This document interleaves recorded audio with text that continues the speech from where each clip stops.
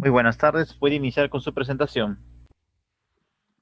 Amigos y amigas, muy buenas tardes.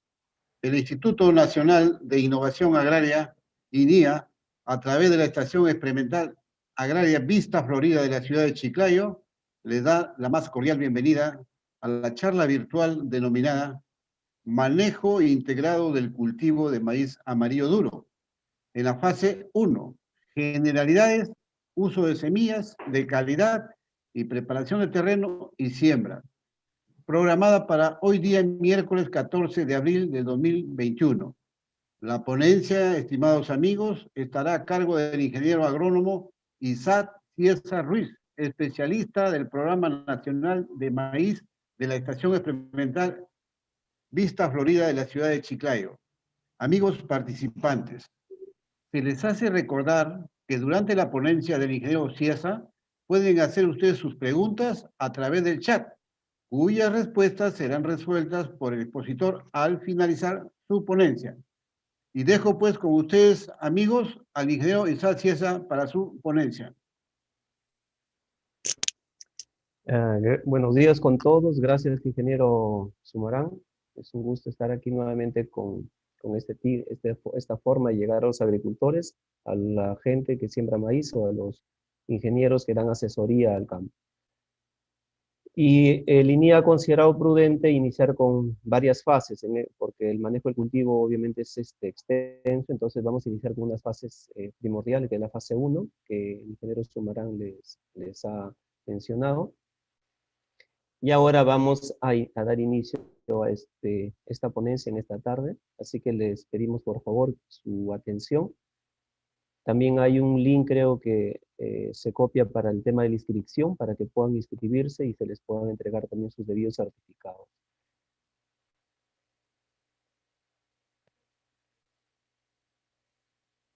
Como ustedes saben, el cultivo de maíz es muy importante en la región, tanto en la costa norte, en la costa central, como en la selva, tanto selva alta como selva baja.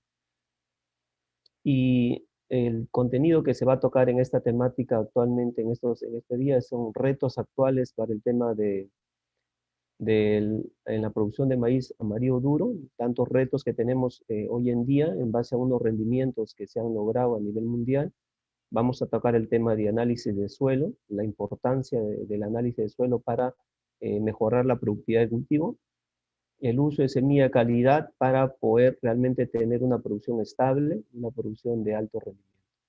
La preparación de terreno, que es la fase inicial antes de la siembra, un control sanitario preventivo para disminuir las poblaciones de insectos plaga claves antes de que emerja el cultivo, y obviamente la siembra final, ¿no? Entonces todo estos temas lo vamos a desarrollar en esta primera fase y vamos a iniciar con unos retos actuales. Nosotros, como maíz amarillo duro a nivel mundial, hay diferentes niveles de productividad, sea por nivel tecnológico, sea por variedades, o sea por condiciones climáticas más óptimas, más benignas o benéficas para el cultivo.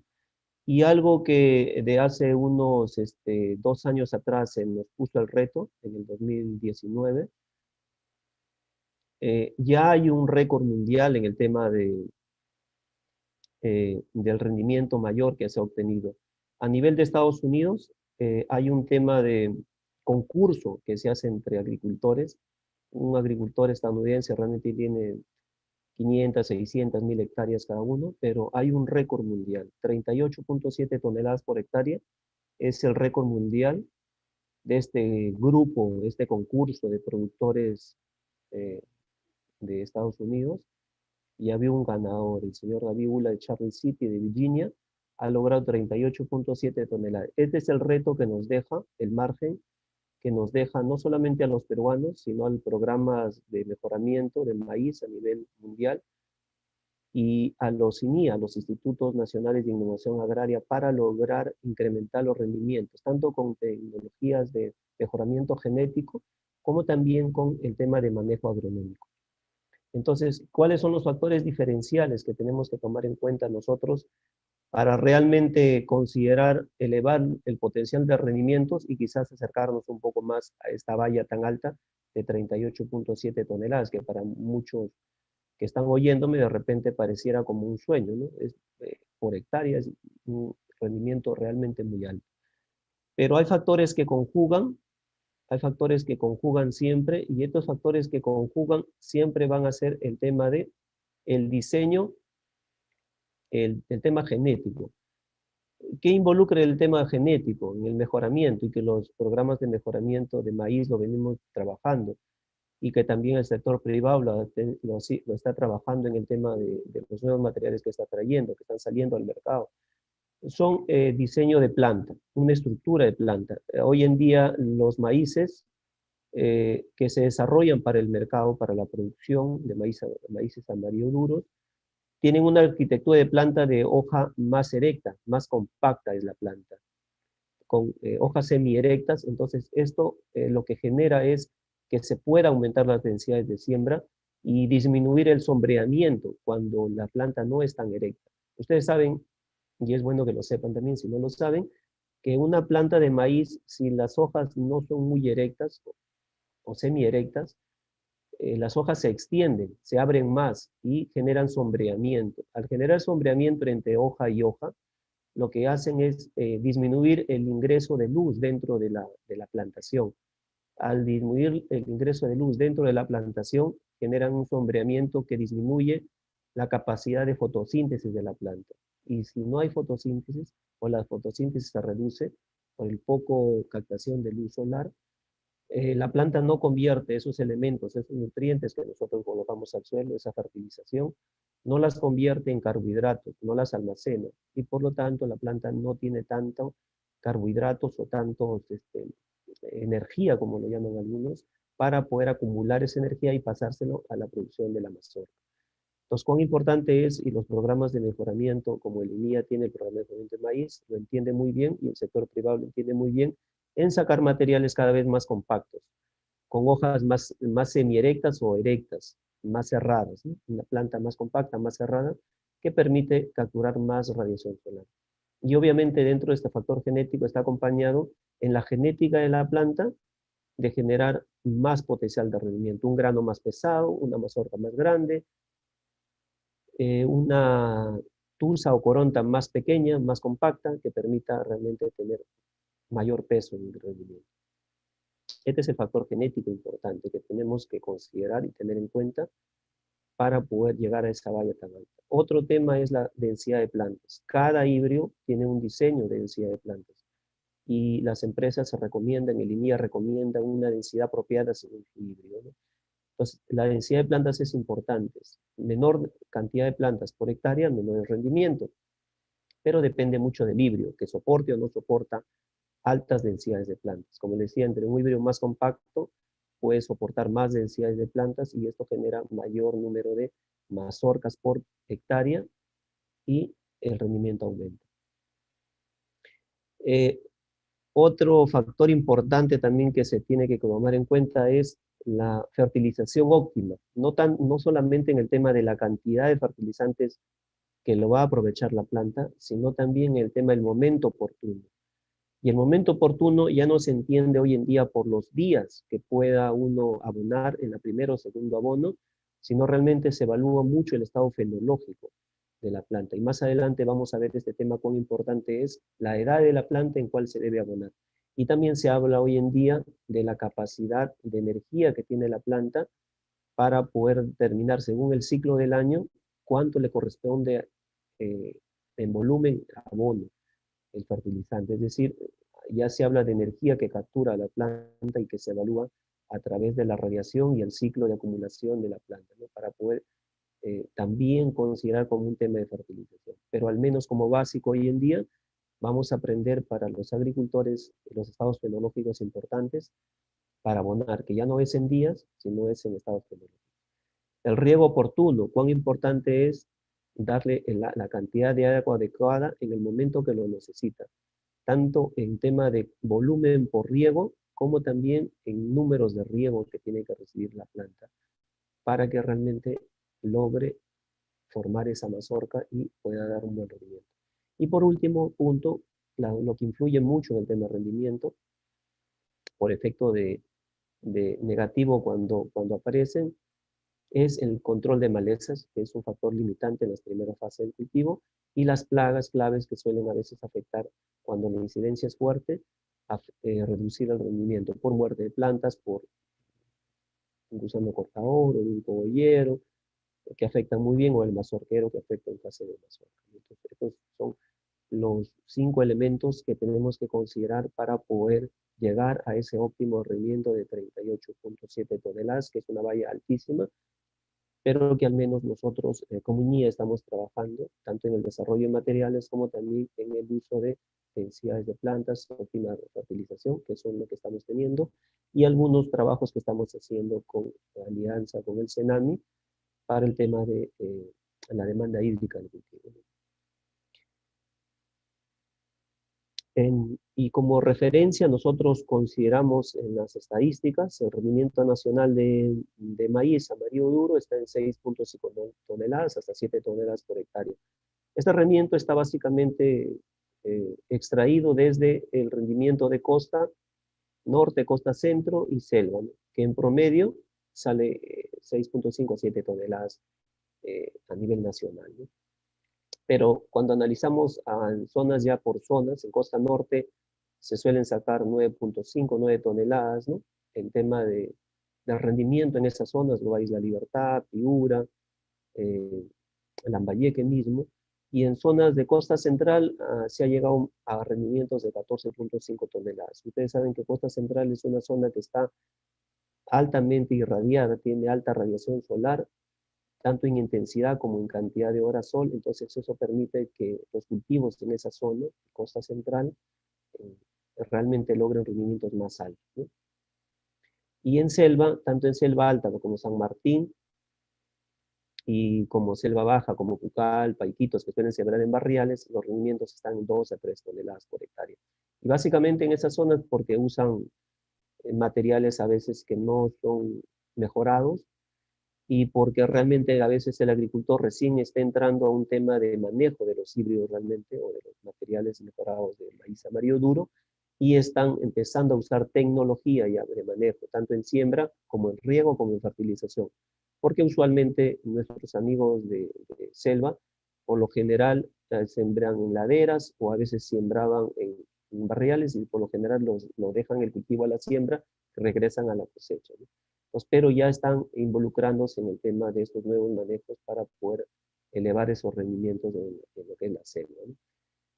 Y en Estados Unidos, el rendimiento nacional, el rendimiento que vimos antes de este premio, de este concurso que se sacó, realmente es un grupo de agricultores, es una zona de Estados Unidos, de Virginia, entonces ellos sí han obtenido este rendimiento, pero así como en Perú hay rendimientos de agricultores que sacan las 13 toneladas, 13.5, algunos sacan 14 toneladas, también en Estados Unidos hay promedios nacionales, y el promedio nacional está entre 10.5 y 10.9 toneladas por hectárea. Ese es el rendimiento a nivel nacional de todo Estados Unidos. Como decía, el más alto que se obtenido a la fecha es 38.7. Entonces, este es un tema de referencia, como yo les ponía, como un reto y para todos los que manejamos el maíz, para poder ir apuntando a lograr rendimientos superiores cada vez más, ajustando todo el paquete tecnológico. El siguiente punto que vamos a ir viendo es análisis de aguas y suelos. El análisis de aguas y suelos es un factor muy importante. Muchos agricultores ya hacen sus análisis de suelos, y otros que ya han incursionado en el sistema de riego tecnificado o tienen sus pozos también ya están haciendo análisis de aguas para ver si esas aguas son apropiadas. Porque el agua de riego que muchos usan por gravedad son aguas en general buenas, ¿no? Pero las aguas que están a veces en el subsuelo, entonces esas aguas sí requieren que se les haga un análisis apropiado para determinar si tienen algún factor limitante en la producción. Entonces, en tema de suelos, básicamente lo que se hace a nivel de análisis, nosotros tenemos que determinar el tema de la textura. La textura es un factor importante para poder definir qué fuentes de fertilizantes vamos a usar y cómo vamos a manejar. Dependiendo de la textura, uno evalúa si la conductividad del suelo, quiere decir la concentración de sales es un factor limitante alto, moderado o bajo. Porque entre un suelo, entre una textura más pesada sea, más riesgo hay en que si es salino, le afecte más al cultivo, ¿no? Otro factor importante que se están encontrando en unas zonas de acá de Lambayeque es el tema de la concentración de sodio. Entonces, en zonas donde el pH suele ser más de 7.8 para arriba, genera una alerta para determinar si posibles existencia de sodio. Entonces, se recomienda siempre que se les haga un análisis de sodio para determinar la cantidad de sodio que hay en el suelo para ver un tema de recuperación a través de enmiendas, ¿no? Y pueda ser recuperado ese suelo, ¿no? Y no se genere una limitante para el cultivo y se genere un tema de deterioro de ese suelo, ¿no? Todos estos sirven mucho para el tema de calcular los nutrientes y fuentes, como decía Patricio, y básicamente nosotros tenemos que pensar siempre, cuando nos involucramos en agricultura, calcular nuestra inversión. Si ya sabemos cómo está nuestro suelo y las condiciones y las fuentes de fertilizantes que vamos a usar, dependiendo del análisis, entonces vamos a calcular cuánta inversión va a resultar que vamos a colocar en ese cultivo, que es el cultivo del maíz, y estimar más o menos nuestras ganancias aproximadas, ¿no? Con el manejo que se le pueda dar. Entonces, básicamente sí es importante el análisis suelo por ese tema, ¿no? Tanto por las fuentes que uno va a usar, como el manejo que le va a dar al cultivo durante todo el ciclo, ¿no? Para ver si vale realmente la inversión para el cultivo de maíz y si los riesgos no son tan altos, ¿no? Y si un suelo sale óptimo, obviamente que el potencial de rendimiento de cualquier híbrido de maíz o cualquier material de maíz maduro va a expresar con un buen manejo va a expresar su máximo potencial, ¿no? Y las ganancias van a ser sustanciosas. En el tema del agua, hay que siempre verificar que tenga la calidad para ver que no sea baja conductividad eléctrica, es un factor importante. Las aguas que se salen del subsuelo, que son las que se usan para el riego, sea por gravedad de pozos tradicionales o sea por riego tecnificado, tienen que tener baja conductividad eléctrica. Con aguas superiores a un deciciemen por metro cúbico o 1000 milimos, ya es un riesgo a veces porque contaminamos. Y algo que tenemos que tener siempre presente en un análisis de suelo es considerar la concentración de sodio. Hay aguas que pueden tener baja concentración de sales, una baja conductividad eléctrica, pero a veces tienen también sodio. Entonces, el sodio sí es un elemento que en un suelo bueno o un suelo regular, si uno lo incorpora como riego, puede terminar malogrando su terreno. Entonces, tiene que evaluar muy bien. Entonces, esos análisis, tanto en el suelo como en el agua, ayudan mucho a determinar la futura inversión que uno va a hacer en el campo. ¿Y cómo se muestrea en términos generales? Bueno, uno en el campo lo que tiene que hacer es separar las zonas por diferencia observable en el tema de similitud de texturas, de formas. Si hay una zona rocosa, uno lo separa. Si hay un foco salino, uno lo separa. Si yo tengo 2 hectáreas, 1 hectárea, y dentro de esa hectárea yo encuentro un espacio de unos metros nada más salinos, yo no invierto en un análisis de suelo ahí porque no amerita, pero si yo tengo 1 hectárea o 2 hectáreas, y 1 hectárea está, o sea, la mitad está infectada con sales, sí vale la pena, o si tengo 10 y 3 están con una textura salina, o encuentro grama china o maleza que me indica que esa zona es salina, entonces vale la pena hacer análisis de suelo diferenciado de la zona buena y de la zona mala. Y el muestreo básicamente se hace como lo ven en las figuras, considerando puntos de referencia, donde ven los puntos azules, puntos de referencia en zigzag dentro del terreno, no colocar, sacar muestras del borde del terreno, siempre dentro del terreno, muestras en zigzag o muestran en X. En 1 hectárea yo puedo sacar 6 puntos, 7 puntos, ¿no? Distribuirlos en el campo de forma que puedan cubrir todo el campo aproximadamente y puedan referenciar mi campo, porque un análisis de suelo proviene de un muestreo del suelo de puntos y que esos puntos representan a todo mi campo.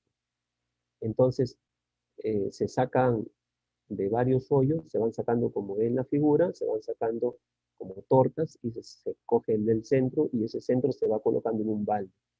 Y ese balde es el que se va recogiendo las pequeñas muestras de todos los sitios del campo y luego se hace una mezcla, se homogeniza toda esa mezcla, porque es una representación de mi campo, y esa muestra es la que se lleva al laboratorio. La cantidad de peso que se suele sacar es no mayor a 1 kilogramo. Esa muestra de 1 kilogramo, de todo el balde que he tenido mezclado, es lo que me sirve para dar una referencia de cómo está mi suelo, y es la muestra que se usa para hacer el análisis de suelo. Acá pueden ver un poco más ilustrativo. El hoyo que ustedes ven acá es el que les va a servir para poder hacer el análisis de suelo. Y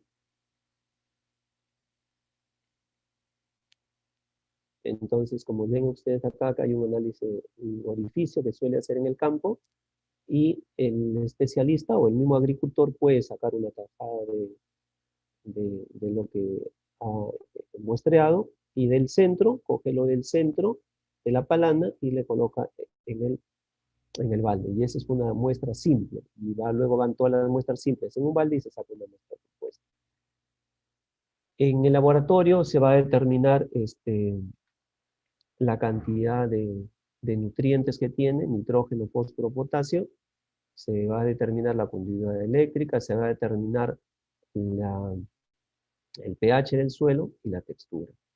Y en el factor de conductividad eléctrica en el tema de suelos, nosotros tenemos que considerar que un suelo bueno está entre 1.7 de semen inferior a eso. Superiores a 1.7 es un suelo que ya empieza, que va a generar ciertas limitaciones, dependiendo de la textura del suelo.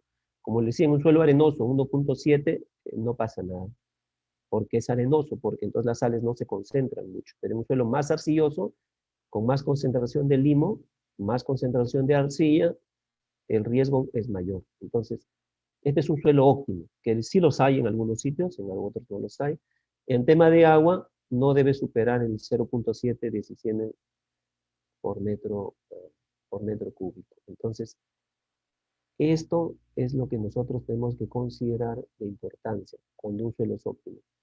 El maíz, aunque está considerado como un cultivo semitolerante, que soporta entre 4 a 8 milimols por centímetro, aunque está considerado dentro de este grupo, nosotros tenemos que considerar que hay factores que restringen el rendimiento y lo restringen por estas limitaciones.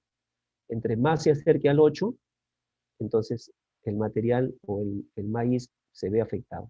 Entonces va a depender mucho del especialista que le recomiende qué fuente nitrogenada usar y la forma de siembra.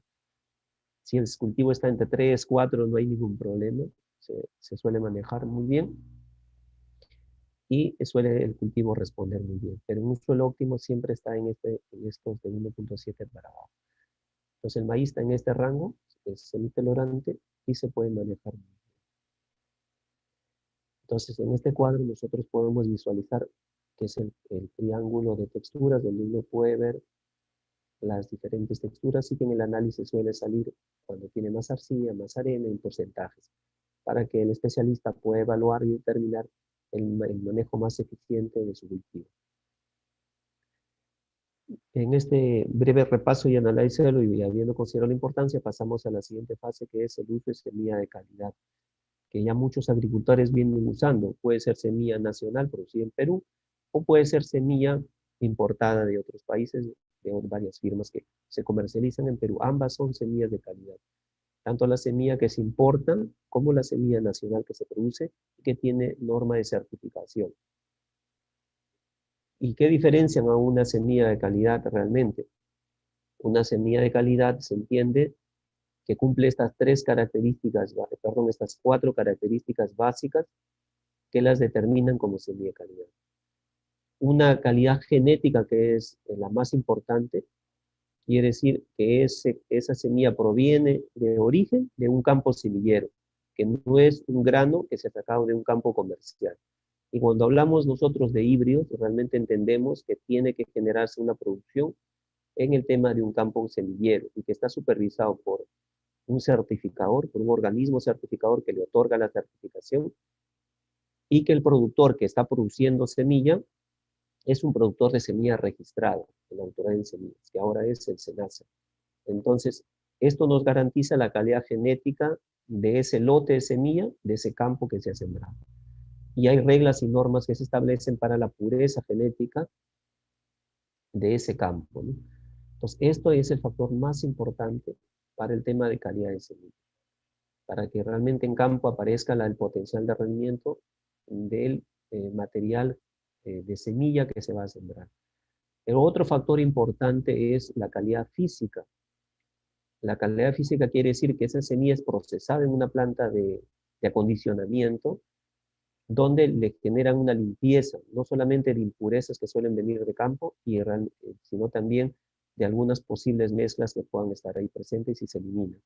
Entonces, la calidad física que se establece es de 98%, que es realmente un estándar muy alto, que establecen que esa semilla no está contaminada con impurezas físicas, externas, que pueden ser ramas, que pueden ser otras semillas de repente de otro cultivo, que de repente se cayeron en el campo, o semillas de malezas, y que pasan por un proceso de tamizado y eliminación física a través de máquinas especiales que eliminan esas impurezas y otorgan al agricultor una semilla en bolsa libre de impurezas externas.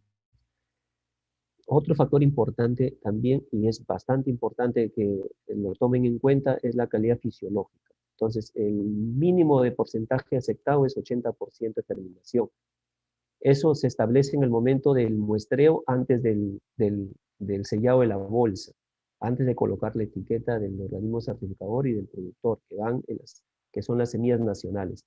Y en las semillas importadas que vienen desde el muestreo que vienen desde el país donde ingresan, hasta el muestreo en un puerto, en este caso es el puerto del Callao, donde ingresa la semilla y es muestreada por la autoridad en semillas y establecida el nuevo análisis realizado de este lote y se coloca en ese nuevo sello o pegatina que va encima del saco de la bolsa de semilla importada que establece qué porcentaje de germinación tiene.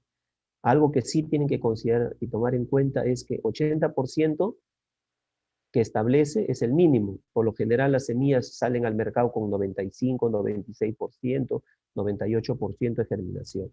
En ese momento que se establece la germinación es el punto de evaluación de ese momento. Conforme pasan los meses, conforme pase el almacenamiento, la germinación en la semilla va bajando.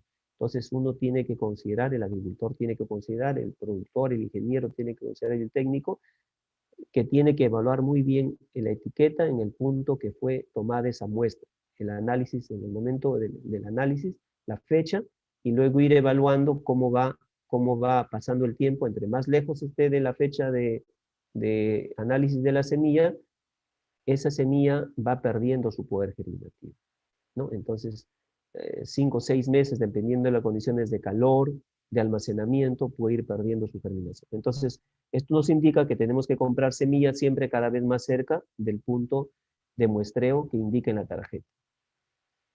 Y otro punto es la calidad sanitaria de la semilla, que no tenga alguna hongo, alguna bacteria, algún factor limitante que se transporte en semilla. En el caso de maíz no se conocen en Perú, no se tiene en Perú registrados enfermedades que se transmitan a través de semillas, ¿no? Entonces no hay una limitante ahorita para este tema de calidad sanitaria, ¿no? Pero se les hace siempre las pruebas sanitarias de las plántulas que se evalúan, que son 2 muestras sin plantas, para poder determinar si esas plántulas que germinan presentan alguna enfermedad, para que cumpla estos 4 requisitos importantes de la semilla de calidad. Y acá quería indicarles 2 puntos, semillas importadas, para que aprendan a reconocer y con las consideraciones que deben tener para ambos. En semillas importadas, uno va a verificar una sola etiqueta en la bolsa, que suele ser una pegatina, amarilla o blanca, donde indica la procedencia, donde indica el poder germinativo, la pureza y cuándo se ha hecho el análisis y cómo fue tratada esa semilla. En cambio, en las semillas nacionales, que lo producen el productor de semillas más el certificador, acá hay 2 etiquetas. Una etiqueta del productor de semilla, que es una etiqueta con la publicidad del nombre del productor de semillas, y sobre ella viene una etiqueta del certificador de semillas. En este caso, para semillas certificadas, es el color azul o celeste, que está cosida. Esas 2 etiquetas están cosidas. Entonces, hay que verificar en ambos envases, en ambas bolsas, hay que verificar la costura y fecha de lote de semilla. En ambos casos, tanto para importar como nacional. Entonces hay que verificar mucho que no sea recocido, porque existe la piratería en Perú y creo que en otros países también. Entonces existen malos comerciantes que realmente compran bolsas y luego le colocan grano comercial. Entonces hay que tener mucho cuidado, ¿no? Hay que comprar en una tienda, en un local que brinde las garantías del caso, ¿no? Y eso va a asegurar que realmente lo que uno siembre sea la semilla de calidad y no sea una semilla fraguada o adulterada. Y cuando compren una semilla, donde lo compren ustedes, siempre pidan una boleta o una factura, si son empresa, que les garantiza y les protege contra cualquier tema de adulteración y que ustedes puedan hacer los reclamos respectivos. Entonces, la boleta o el comprobante de compra es los que les avala a ustedes para poder hacer cualquier reclamo. Entonces, tienen que exigirla en donde vayan.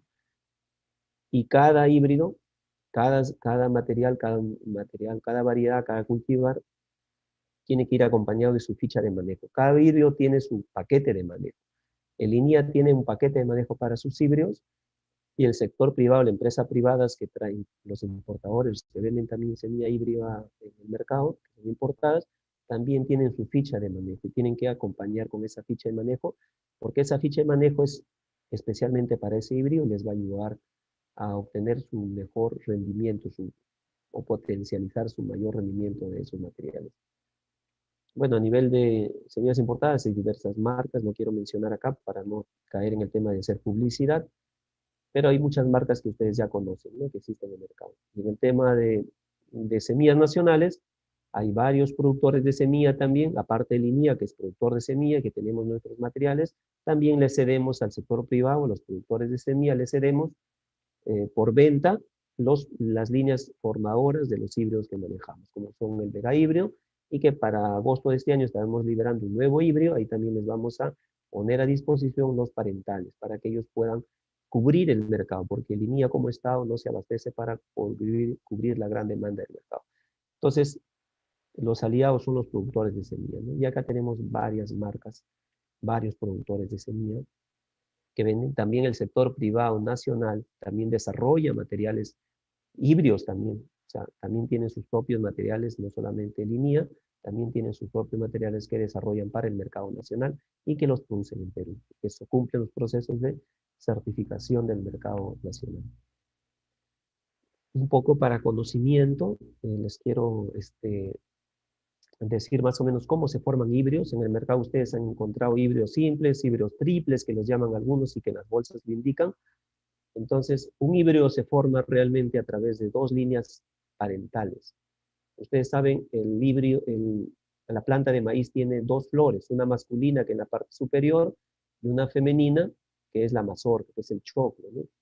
Que ahí se encuentra, cada granito es un ovario, cada granito es un ovario, y cada pelito de choclo que sale es un tubo hueco por donde se ingresa el polen, que es el pistilo, ¿no? Entonces, nosotros tenemos en maíz para formar híbridos, a una la convertimos en hembra, que es un campo semillero, y que es una línea pura que la conservamos autopolinizándose, que es una línea pequeña, chata, con mazorca chiquita, y la otra igualmente, el que consideramos macho, es igual, una planta pequeñita, no pasa no llega a 1 metro, es muy pequeña, a veces 1,20 m, es muy pequeñita, y ahí la consideramos como macho esa.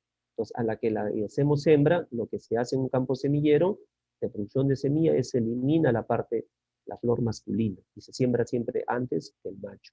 Se elimina la flor masculina para que el polen que existe en la flor masculina no afecte, no polinice a su propia mazorca, ¿no? Entonces, haciendo la hembra así, por eso es una labor costosa, producir híbridos, eliminamos la hembra, de tal modo que cuando entre en floración el macho, realmente solamente este macho, el polen de este macho, que es el que va a caer en la flor femenina, la que va a polinizar. Y esta mazorca se convierte en una futura semilla híbrida. La semilla que sale de esta generación es una semilla híbrida. Esta es la semilla híbrida. Entonces, si estas plantas dos son líneas puras y que sus mazorcas son pequeñitas, pero cuando se cruzan las dos, lo que sale es una semilla que al sembrarla sale superior al padre y la madre. Sale con una mazorca más grande, la planta muchísimo más grande. A eso se le llama vigor híbrido, y eso lo descubrieron los investigadores hace unos 60 años atrás. Entonces, esta semilla híbrida es la que nos otorga nuestros altos rendimientos. Y es así como se forman en los altos semilleros. Y es así que nosotros como desarrollamos nuevos materiales para los agricultores como el INIA. Entonces, producto de este desarrollo, nosotros tenemos el INIA 619 Mega Híbrido, que es un híbrido simple para el mercado, que se está sembrando. Así como también hay el mercado de importados, también hay híbridos simples. Y el nuevo híbrido que sacaremos para el mercado, que será liberado en agosto de 2021, y con todo el ciclo del tema de la pandemia y cuidándonos y todo, pero igual estamos ya instalando los campos para la liberación, que ya le hemos hablado durante unos años, este híbrido muy bueno en varias zonas, La Libertad, Piura, acá en Lambayeque, en varios campos de agricultores. Este híbrido, que sería el INIA 625, que el nombre está en suspenso, es el que va a ser el nuevo híbrido que va a salir al mercado. Un híbrido mucho más compacto, mucho hojas más erectas, que permiten mayor densidad de siembra, ¿no?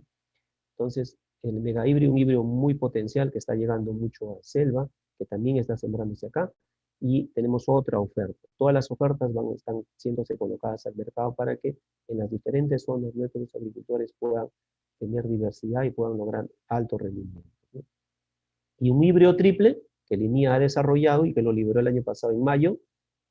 No se pudo hacer mucho evento por el tema de la pandemia. Esperamos que en diciembre se pueda hacer el evento de liberación en campo. Están ahorita produciendo la semilla. Es un híbrido triple. Entonces, la diferencia de un híbrido simple es que primero forman el simple, con un híbrido simple, que es la primera generación, y luego ese F1, que es el híbrido simple, se combina otra vez con otra línea distinta a estas, que es otra línea pura que lo poliniza, y esta se hace hembra, la poliniza y sale un híbrido triple. Entonces en selva tenemos esto, el INIA 624 Kiyusu, que se ha sacado al mercado y que se liberó el año pasado, que va a servir para los agricultores en selva, San Martín, que allá se ha probado alto rendimiento, tolera la roya y soporta el manejo de campo, haya lluvias y todo, ¿no? Y no se pudre la mazorca como otros. Entonces selva es un ambiente muy especial. Entonces, esto es un concepto de lo que es un híbrido simple, cómo se desarrollan, cómo se obtienen, y lo que es un híbrido triple, cómo se desarrollan y cómo se... Entonces, pasamos a la siguiente fase, la fase de preparación de terreno, ya que es el manejo agronómico del campo, ¿no? Y cuán importante es, a veces el agricultor no lo considera mucho, no lo toma mucho en cuenta, pero sí es importante la preparación del terreno. ¿Por qué es importante? Porque si yo no hago una buena preparación de terreno, entonces las raíces del maíz no van a desarrollar muy bien. Y uno encuentra campos que a veces tienen una aradura, una rastra superficial, una preparación superficial del terreno, y lo que logran realmente es que las raíces del maíz no se asienten bien, no desarrollan. Y lo que pasa, ¿por qué es importante esto? Porque el suelo es la cama de la planta. Entre mejor esté preparado, esas raíces tienen capacidad para crecer y desarrollarse. Y la planta consume agua y consume nutrientes a través de las raíces. Si las raíces no desarrollan bien, entonces la planta no va a tener capacidad de tomar los nutrientes del suelo, y obviamente no va a crecer como debe crecer, no va a dar el rendimiento que debe. Entonces, cuán importante es usar una muy buena preparación de terreno. Entonces, a veces hay campos que han sido trabajados en arroz, y a veces se aprieta el terreno y necesitan realmente usar maquinaria más pesada para poder romper. Y en zonas del suelo, y en zonas donde está a veces el suelo descansado por mucho tiempo, zonas vírgenes, a veces hay una capa compacta debajo. Yo he visitado suelos donde uno golpea con la plana y la plana rebota. A pesar de que arriba es un poco de arena, debajo está un suelo compacto que se ha ido acumulando. Pues ahí es necesario utilizar otro tipo de maquinaria, que puede ser disco pesado o puede ser subsolador, para romper esa estructura y la planta puede desarrollarse, ¿no?, adecuadamente. Entonces, nosotros iniciamos en un suelo siempre, cuando uno quiere hacer siembras en capacidad de campo, un riego de machaco, un riego pesado, como se le conoce, para poder lograr que ese suelo se suelte, que penetre, que se moje, y que mueran también algunas algunos pupas de insectos, gusanos que están ahí en el suelo, ¿no? Y luego pueda emerger malezas, remanentes que siempre suelen quedar, y con la aradura después pueda eliminarse, ¿no? Para poder bajar la población de malezas que a veces uno pueda tener en campo. Y luego cuando entre en capacidad de campo, uno entra a la maquinaria. O sea, el riego de machaco, que a veces puede durar entre 10 o 15 días, hasta que entre en capacidad de campo, hay que estar observándola. Y luego, en capacidad de campo, entra la maquinaria agraria, cuando ya puede pasarse del campo y destorronar todo y mullir todo. Hoy en día se usa mucho en el tema de nivelación láser, hay muchos servicios que se están dando en la región, pero sí yo invito a los que dan servicio de nivelación láser, por favor, que calibren bien las máquinas. A veces el satélite no coordina bien o se movió en un golpe el sensor, y a veces suelen ser más un perjuicio que un beneficio. Y lo he escuchado de varios agricultores, ¿no?, que han contratado nivelación láser y resulta que sus campos están peor que antes, o sea, están mal nivelados. Entonces, quiere decir que a veces el operador, por apurado, por avanzar, por ganarse el sencillo fácil, a veces no hace una buena preparación, nivelación del campo, ¿no? No calibra bien sus equipos. Entonces, yo creo que tiene que mejorar ese tema, porque si no, eso va a ir perdiendo demanda y al final va a ser un perjuicio para el mismo servicio que da de maquinaria, ¿no? Entonces, lo que yo les invito realmente es lo que les invito es a mejorar ese servicio de nivelación láser, es muy bueno y lo tienen que usar. Luego la rastra y el disco, que es lo que va a destruir, y luego al final el surcado, como ven acá, surcar, como usa mucho la maquinaria, y en otros temas donde no necesita surcado, que suelen ya muchos agricultores entrar al sistema de siembra con riego tecnificado, ¿no?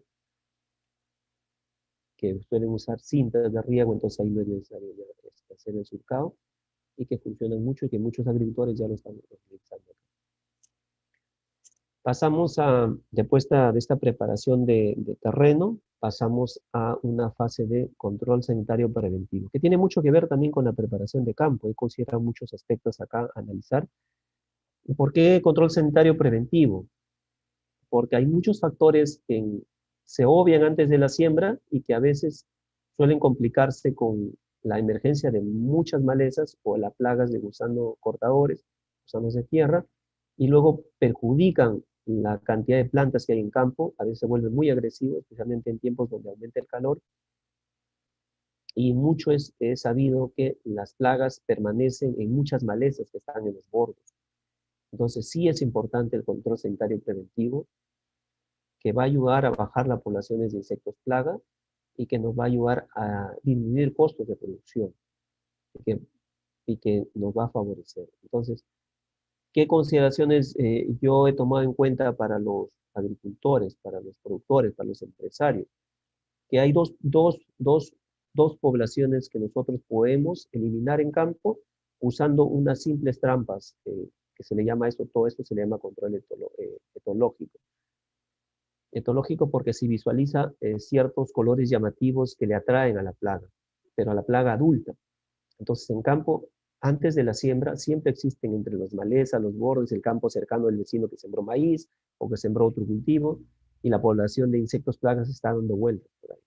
Entonces, las poblaciones de adultos, o sea, las mariposas, que son los adultos, están dando vueltas, y la forma de controlarlos es usando estas trampas, que son trampas de luz, con un depósito con melaza y acá un mechero. Muchos agricultores ya usan hasta lámparas LED, con corriente, a veces con paneles, de tal modo que puedan atraer la luz. Esa luz puede atraer a las mariposas que salen en la fase de noche, porque realmente los insectos, los mariposas, los gusanos que atacan pertenecen al género del Nuctuidae, que es nocturno, y las mariposas salen de noche. Salen de noche porque usan la noche para copular, o sea, la hembra y el macho salen en la noche de estas mariposas, copulan, hacen el acto ritual y luego la hembra va y oviposita en las nuevas plantas que están emergiendo o en las malezas si es que no hay cultivo todavía. Entonces, estas trampas que solamente son funcionales de noche, que se le prende el mechero a las 6 de la tarde, 6:30, las mariposas empiezan a volar a su alrededor, atraídos por la luz, y suelen caer en estas tinajas que suelen ser detergente con agua, entonces la mariposa se queda atrapada ahí y muere, y con eso evitamos que esa hembra ponga 1000, 2000 huevos cada vez. Cada grupo, cada masa de posturas, de huevos, suelen estar entre 200, 250 huevos. Entonces ella pone 10, 40, 50 veces, ¿no? Entonces, esta es una forma realmente de bajar la gran cantidad de poblaciones de insectos de adultos y con eso realmente ayudamos a que haya poca población de adultos de estas mariposas y disminuimos el ataque de gusano de tierra o gusano cogollero. Otra forma, si hay escape a esto, tenemos estas trampas, trampas corrugadas de sacos negros. Si la hembra no cayó acá, va y pone sus huevos en este saco. ¿Por qué? ¿Por qué no va al cultivo? Porque le atrae el color negro, colores oscuros. Ese color le atrae y escoge las hendiduras para poder sus posturas. Entonces el operario, el obrero, el agricultor o el ingeniero, el técnico revisa esto en las mañanas, porque la mariposa ahí en el día se oculta y va a encontrar o adultos o posturas de huevos y destruye esas posturas. Y con eso bajamos la población de esta población, tanto de adultos como de posturas en campo. Y con eso evitamos ataques fuertes a cuando está iniciando el cultivo. O durante todo su ciclo también, porque cogollero acompaña hasta la floración. Y otro tema importante es eliminación de malezas. Por eso la anterior estrategia de riego de machaco y dejar que salga la maleza y luego arar, ayuda mucho a eliminar malezas. Y las malezas son hospederas siempre de plagas y de enfermedades. Entonces, siempre es un factor que tenemos que mantener nuestros bordos, nuestros campos cercanos limpios de plagas. Limpio de malezas, que no haya malezas para evitar incidencias fuertes de las plagas clave. Entonces, esto es preventivo. Y ahora al punto último, antes de pasar a la pregunta, la siembra. Entonces, en tema de siembra, es bueno que conozcan la fenología del cultivo de maíz amarillo. Eso es importantísimo, porque son puntos críticos donde se hacen las fertilizaciones. Entonces, yo considero 2 puntos críticos, donde se hacen la primera y segunda fertilización. Esos son puntos cruciales. Entonces, nosotros entendemos B2 y B4, quiere decir 2 hojas, 4 hojas, extendidas. Entonces, tenemos que aprender a reconocer cuándo es una hoja extendida 2, cuándo es una hoja extendida 4. Entonces, una hoja extendida 2 que se da entre los 7 a 10 días, dependiendo, puede ser más, puede ser menos, dependiendo del calor, del frío, se acelera, se acorta. Entonces, B2, 2 hojas. O sea, la hoja pequeña que nace, que es ovalada, una hojita pequeña ovalada se cuenta, la primera hojita que suelen ustedes visualizar cuando está emergiendo el cultivo del maíz, y luego otra hoja cuando se extiende. Sale no en el cartucho como esta, sino ya se extiende. Extendida se entiende que cuando se abre del cartucho y se despliega hacia afuera. Entonces, esas son las hojas que se cuentan, no las que están en el cartucho todavía, sino las que ya se extienden. Entonces acá tenemos 2 hojas extendidas, 1, 2, y acá tenemos 4 hojas extendidas, 1, 2, 3, 4 hojas extendidas, que ya se doblan y salen. Y esta es la primera fertilización y es clave, y luego, y que lo vamos a tocar más adelante cuando toque el tema de fertilización, y luego la segunda fertilización B6 a B8. No puede pasarse de esto. Cuando tenga 6 hojas extendidas o 8 hojas extendidas, es el tope para poder hacer la segunda abonada. Si pasa de estas fases, el cultivo no crece adecuadamente y el rendimiento baja. Y luego en R6, que es el momento de cosecha, que es cuando se forma el punto negro, que más adelante les voy a indicar, que es el momento que ya obtuvo el grano, el llenado máximo, y se sella el grano con un punto negro en su base. Ahí me indica que ya yo puedo cosechar. No cosecharlo antes porque si no se chupa, se absorbe y baja peso, ¿no? Este estado fenológico lo vamos a ir repitiendo en varias para poder entenderlo siempre. Y ya en el tema de siembras, nosotros consideramos dos temas de siembras en la región. Manual versus mecánica, dependiendo de la capacidad de la máquina en la zona o dependiendo de el manejo del agricultor. Entonces, ambos son buenos, en uno se gasta más mano de obra, como es el manual, 8 a 10 personas por hectárea, y es lo que se demora una mañana, y en siembra mecánica, en una 45 minutos ya se tiene el campo sellado en un hectárea. Y se puede abonar también, ¿no? Porque permiten los sembradores hacer el abono también en la hora de la siembra. Entonces, estas dos alternativas ya están disponibles en el mercado nacional, acá en Costa Norte están disponibles, y las densidades de siembra recomendadas están entre las 75.000 y 85.000 plantas por hectárea, en el rango de los materiales que suelen comercializarse, de maíz amarillo, ¿no? De las variedades que están en comercio. Va a depender mucho esto de la variedad, va a depender del híbrido. Y hay que mucho acercarse al tema de la recomendación técnica del proveedor de ese híbrido para poder realmente no exagerar en el tema de densidad de siembra, colocar muchas plantas y luego se sombrean y luego el rendimiento baja, ¿no? Cada híbrido tiene su recomendación técnica de densidad de siembra y cada híbrido tiene su recomendación de niveles de fertilización. Lo que sí es estándar es usar 2 semillas por golpe, no más. Usar 3 semillas y luego desahijar siempre va a generar una pérdida de semilla y también gasto en mano de obra para el desahijo. Entonces la semilla cuesta, ¿no? La semilla es un costo, cuesta la semilla. El costo en semilla por hectárea oscila a los 1.000 soles, ¿no? Desde 500 a 1.000 soles, dependiendo de qué material se esté usando y qué densidad se esté usando por campo. Entonces las densidades que nosotros recomendamos para nuestros híbridos están, que es el híbrido 619, para este híbrido 619 es 0.75 por 0.35 o 0.80 por 0.30. Pero el nuevo híbrido que va a salir al mercado en agosto, que línea tiene este híbrido 625, en línea 625, este híbrido puede soportar más de 100.000 plantas por hectárea. Es una planta realmente bastante compacta. Pues con eso se va a poder elevar los rendimientos realmente en campo y también los niveles obviamente van a elevarse, ¿no? Niveles de fertilización. Entonces son otras opciones que hay también en el mercado, ¿no? Este es un híbrido que está ahorita altamente comercializado, está usando por muchos agricultores y nosotros le recomendamos usarlas en estas densidades para obtener su potencial de rendimiento al más alto nivel, ¿no?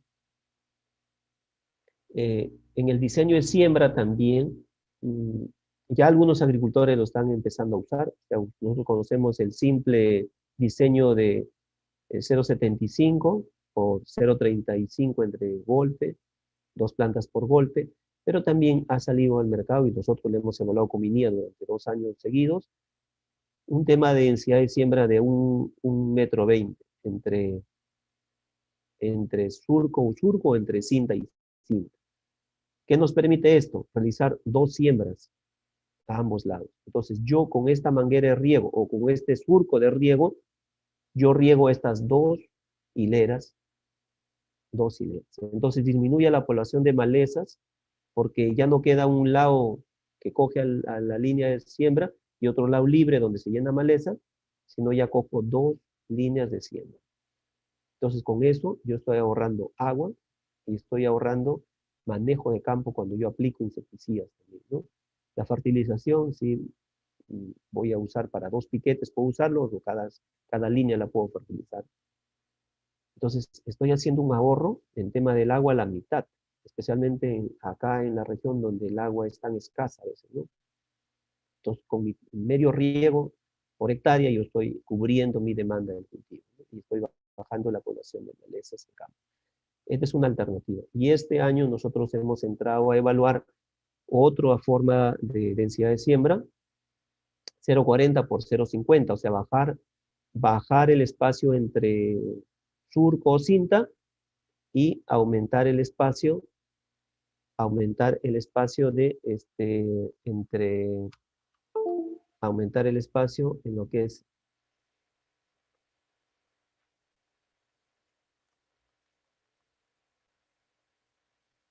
Entonces, aumentar el espacio entre lo que representa el tema de espacio entre cinta o riego, como les decía, y aumentar el espacio entre golpe y golpe. O sea, 0,40 entre golpe y 0,50 entre cinta.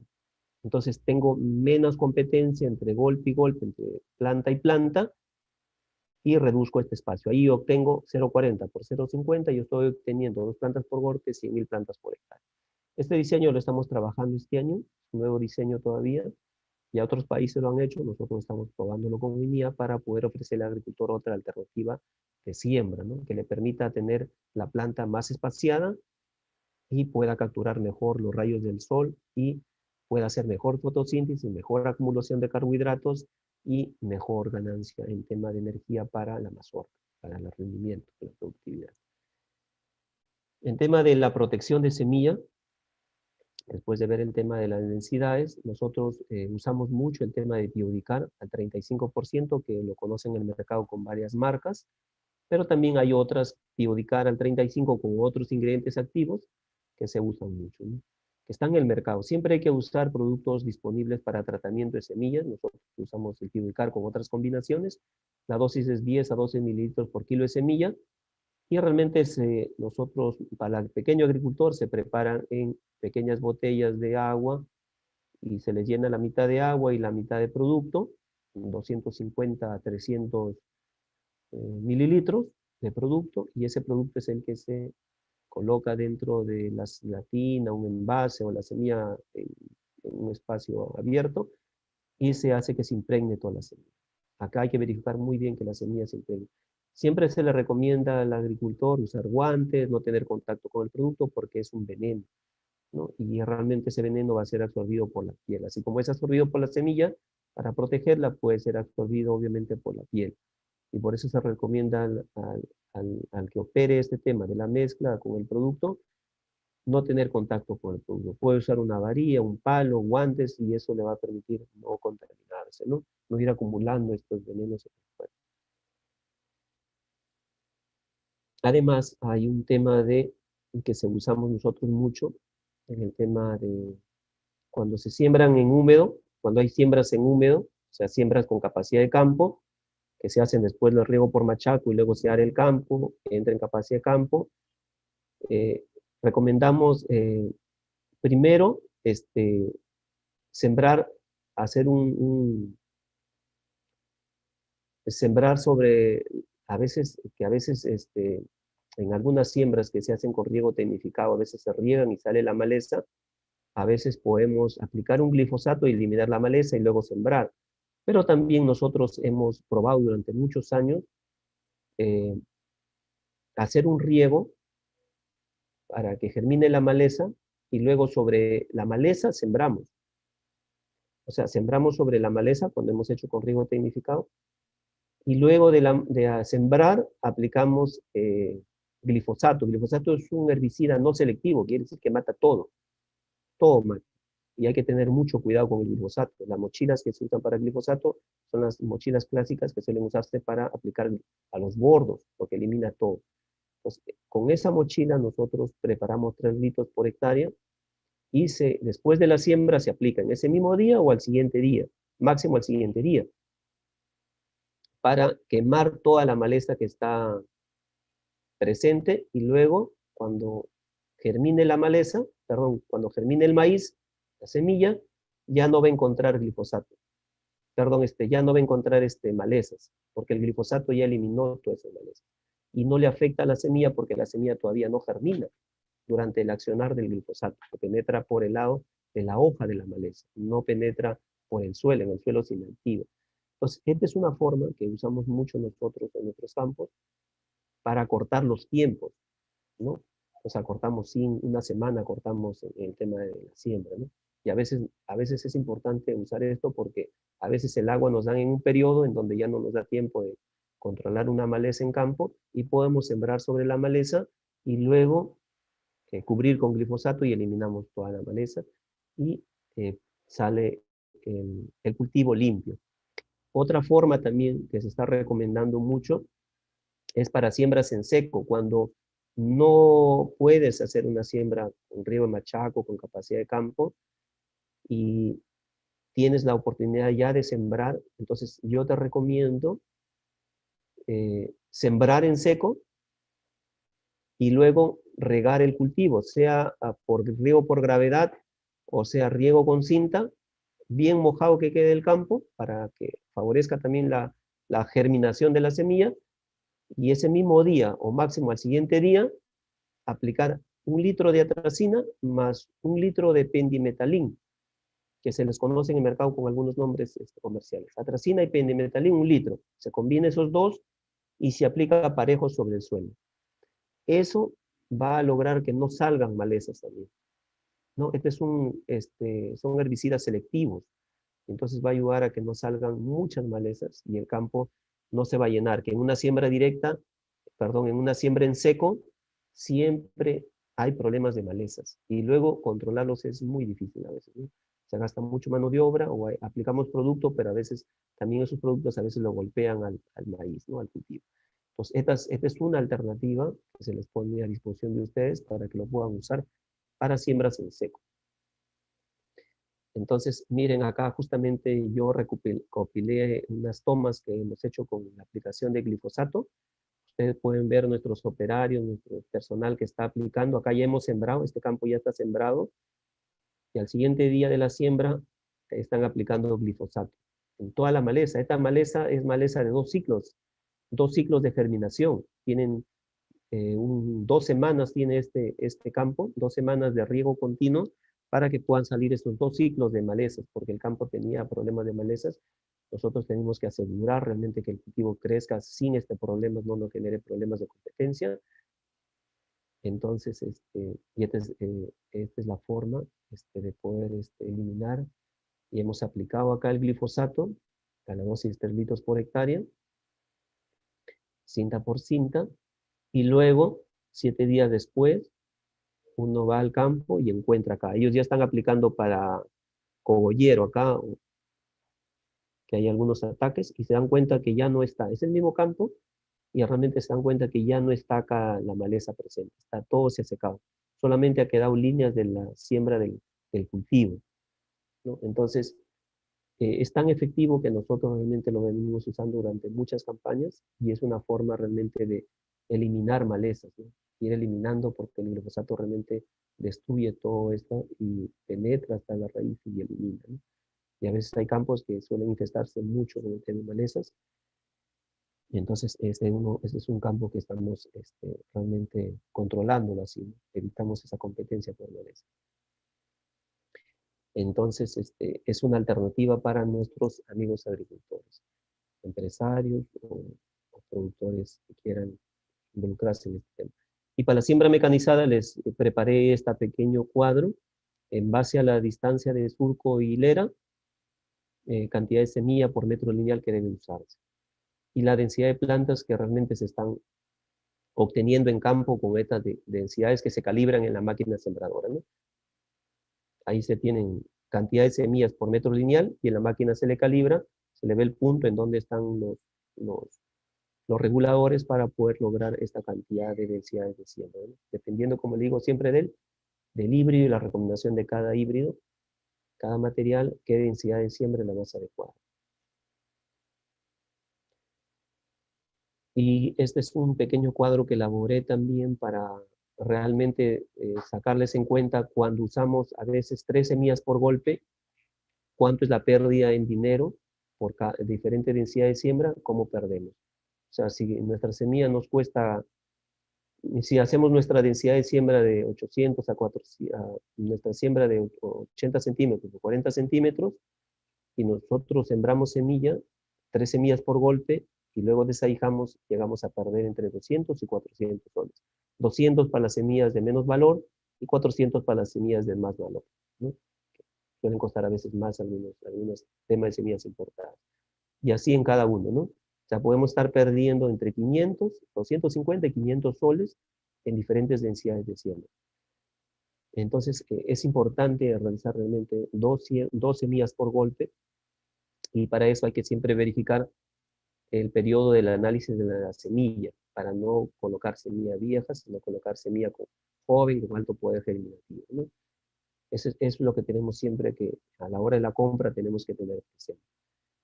Bueno, la semilla, como ustedes la conozcan, sepan que es la radícula, este es el hipocótilo, el coleóptilo que crece, y acá, ¿por qué les muestro esto? Porque yo he encontrado campos que a veces suelen sembrar semillas muy profundo, suelen ser cuando es a piquete, o sea, con palana, y realmente si ustedes se dan cuenta, la longitud del espacio desde esta semilla que se sembró, de la raíz, hasta donde salió la plántula, prácticamente es como 10 veces su tamaño.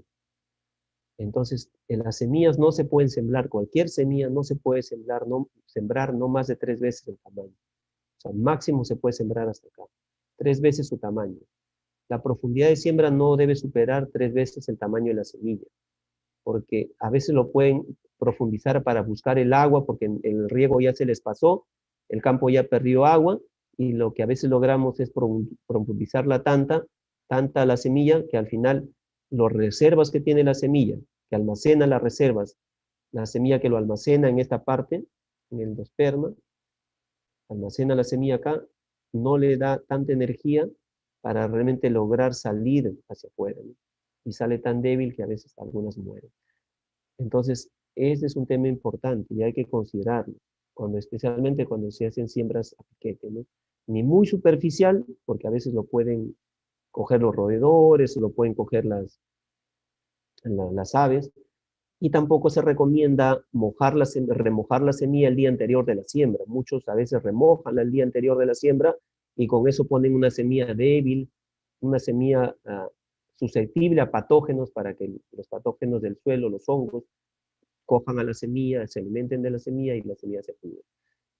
La preparación se hace en ese mismo día. La semilla se saca del saco, se abre, se coloca el producto para las plagas con el que se impregna, y en ese momento se siembra. No se remoja el día anterior, ¿ya? No lo remojen un día antes, porque eso realmente le afecta a la semilla, ¿no?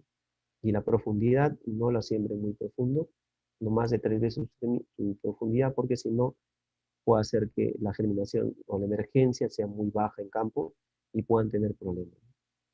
Eso sería la charla que he considerado para esta tarde, y pasa ahorita el ciclo de preguntas para que nuestros amigos puedan dar sus comentarios u opiniones. Agradecemos al ingeniero Isaac Fiesta Ruiz por su buena presentación y les hago recordar a los amigos participantes de este evento de que consta de 3 fases. Hoy día se está dictando la primera fase y en el transcurrir de los días estaremos programando las 2 siguientes fases. Vamos a las preguntas realizadas por los participantes, las mismas que van a ser resueltas por el ingeniero Isaac Fiesta. Vamos, ingeniero, con la primera pregunta. ¿Qué innovaciones se podrían introducir en la primera fase de manejo del cultivo que permitan disminuir costos? Como he mencionado durante la charla, yo creo que lo que sí les va a ayudar mucho a reducir costos en el tema de la cantidad de uso de plaguicidas es usar estas trampas, las trampas de luz y las trampas negras de saco corrugado, ¿no? Esto les va a ayudar a bajar las poblaciones de insectos plaga, para realmente no tenga tanto ataque con gusano de tierra y tanto ataque con Hospodóptera, que en este ciclo de tiempo, en estos meses, está fuerte. Yo hablo en mi campo, hay bastante ataque y hemos tenido que implementar todas estas medidas para poder bajar la incidencia de la plaga.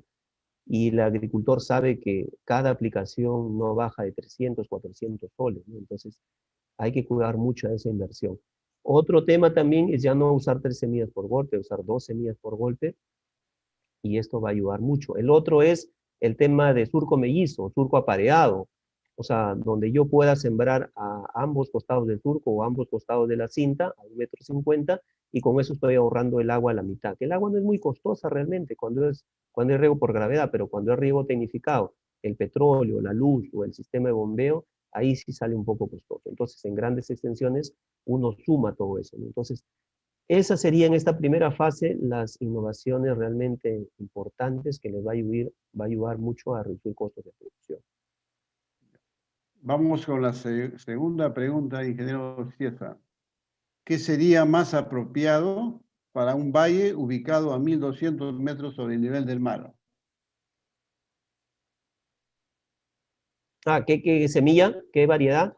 Los maíces amarillos duros funcionan muy bien a esa altura. Son valles cálidos, donde crece yuca, donde crece papaya. Funciona muy bien.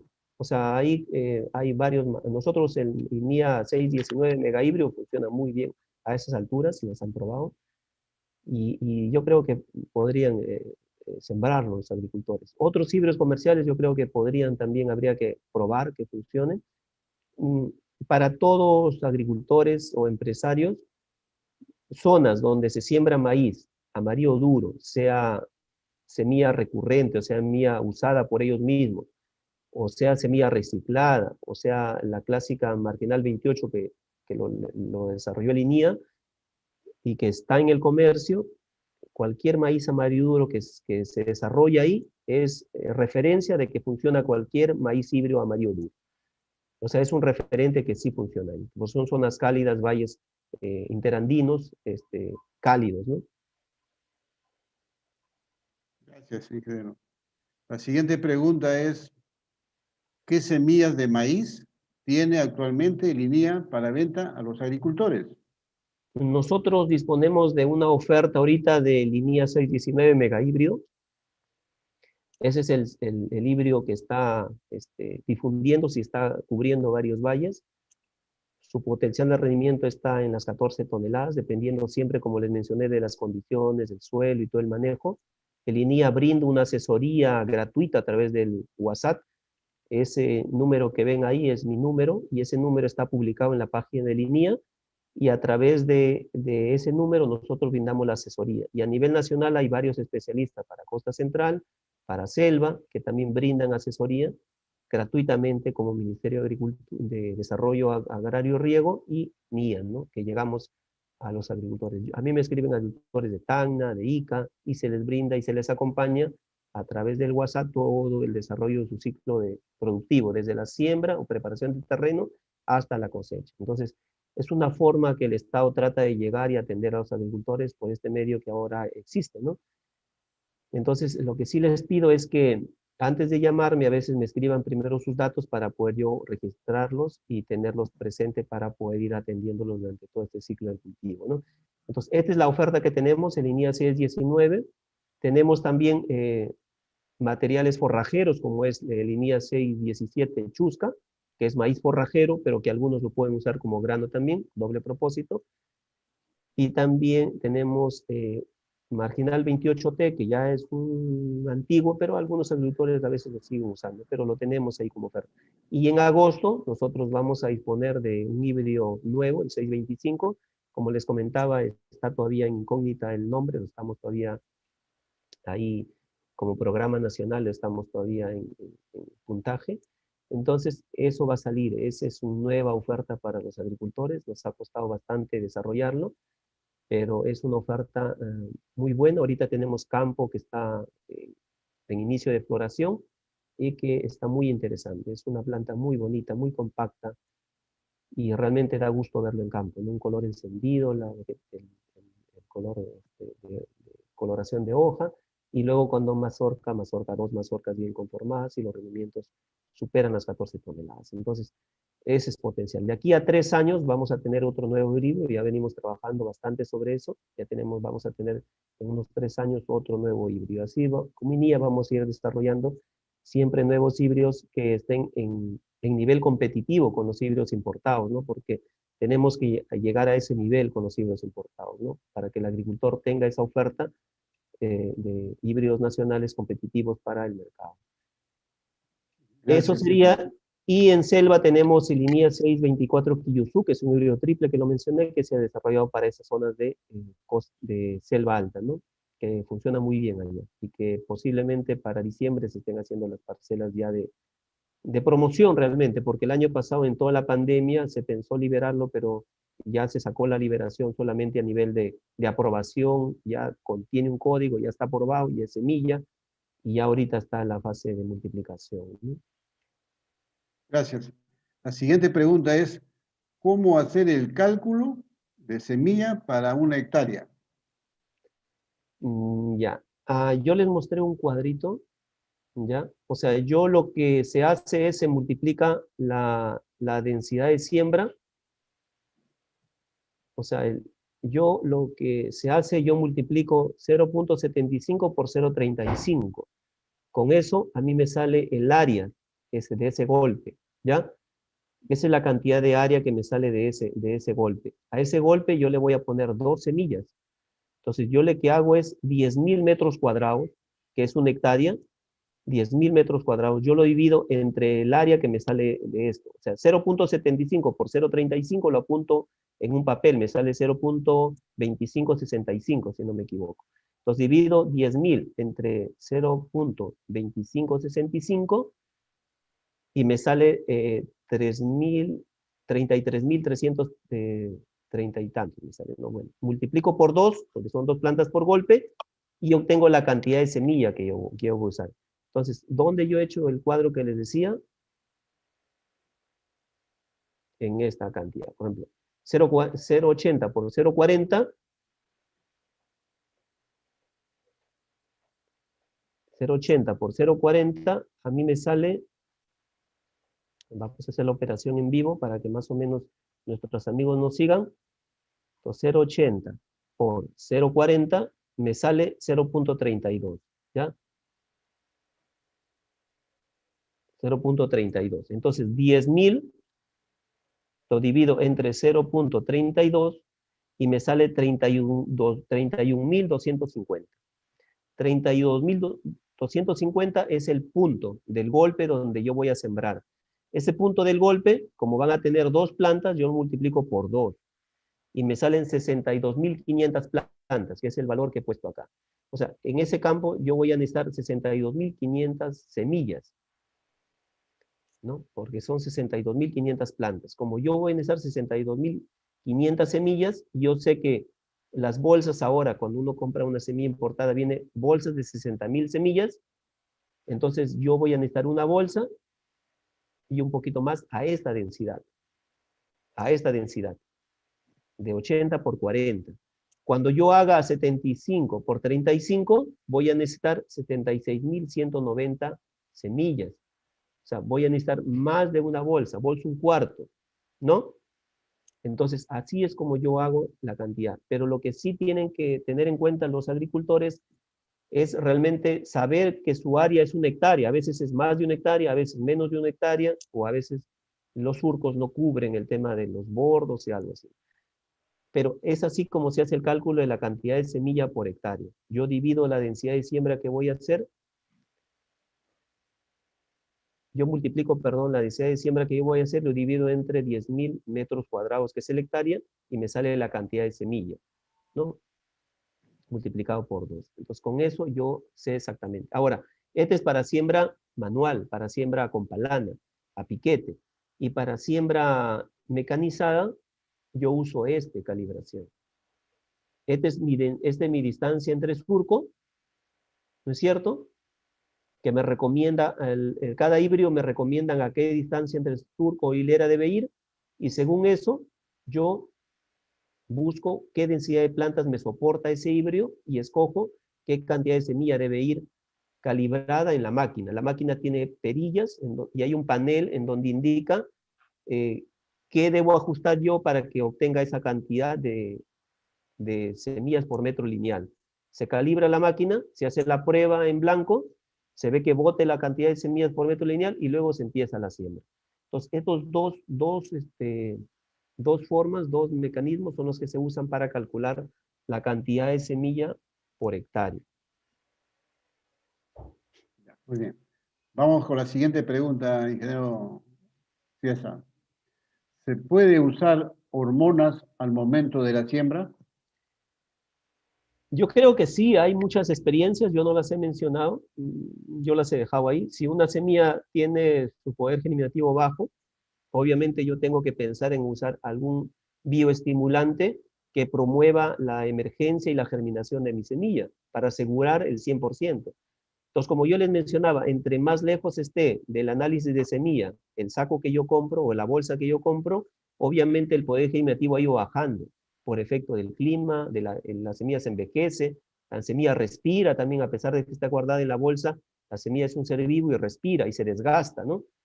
Como todos los seres vivos se desgasta, entonces va perdiendo su vigor. Entonces, es importante considerar estos criterios y si yo veo que la semilla está 3, 4 meses fuera de ese punto de análisis de la semilla y ya puede haber bajado su poder germinativo, obviamente yo tengo que pensar en usar, y no es malo usar algún bioestimulante para poder lograr una mejor emergencia y vigor de la semilla, ¿no? Y en el mercado hay muchos, ingeniero, hay muchos en el mercado que pueden usar, no quiero dar nombres comerciales, pero sí los hay, y funcionan muy bien. Ya, gracias. Vamos con la siguiente pregunta. ¿Qué opiniones tiene sobre el uso de la técnica de labranza cero bajo riego por gravedad? Nosotros teníamos nuestros campos, hemos pensado retomar el tema de labranza cero. Es un factor importante porque evita que la napa freática suba y se vaya salinizando los campos. O sea, ya hemos recuperado zonas dentro del INIA que eran con problemas de sales y habíamos dejado un poco el tema de la labranza por cuestiones de manejo, pero hemos visto que esas sales, como el campo está descubierto durante mucho tiempo del año, como ha sucedido el año pasado, esas sales han ido aflorando hacia arriba y ya se ven los problemas, ¿no? Entonces la labranza cero, que es una cobertura de rastrojo del mismo maíz, de la cosecha se deja en el campo, no se mueve, solamente se inicia con una labranza de subsolado al inicio, cuando inicia la labranza, y luego ya se va cubriendo con todas las malezas o semillas o paja que se luego conseguir rastrojos del campo, lo que hace es que se conserve la humedad del suelo y eso evita que afloren sales hacia la superficie. Entonces ayuda mucho, ¿no? Entonces yo tengo una opinión muy positiva porque lo he visto en campo y lo he palpado. Entonces en riegos por gravedad, lo que siempre se tienen que mantener son los surcos donde se siembran, eso se mantiene en campaña tras campaña, pero el material de rastrojo se va colocando alrededor, eso cubre el espacio donde no se siembra, y ese espacio que no se siembra evita que la humedad que se filtra por debajo, evita que las malezas crezcan ahí. Hace que se descomponga la materia orgánica y fluya como alimento para las raíces de la planta. Ayuda a que microfauna, microflora, microorganismos benéficos crezcan y ayuden a controlar algunas enfermedades radiculares. O sea, es un tema positivo. Y yo creo que sí se recomienda y es muy manejable. Si se le puede brindar asesoría a la persona que quiera hacer eso, el INIA tiene el expertise para poder asesorarlo y yo creo que eso les va a ayudar mucho, ¿no? Nosotros estamos, como dije, retomando ese tema y nos va a permitir ir recuperando algunos suelos que por el tema de estar descubiertos han ido nuevamente aflorando las sales. Acá en Lambayeque es un tema muy dado de comentario, el tema de que muchos suelos están perjudicándose por mal manejo y se están empezando a aflorar sales y luego se malogran. Entonces hay formas, mecanismos, maneras de recuperar, como son este tema de la labranza cero, que trae sus beneficios además de mantener ese suelo con nutrientes y desplazar sales hacia la parte inferior y crear todo un clima favorable para el cultivo, ¿no? Gracias.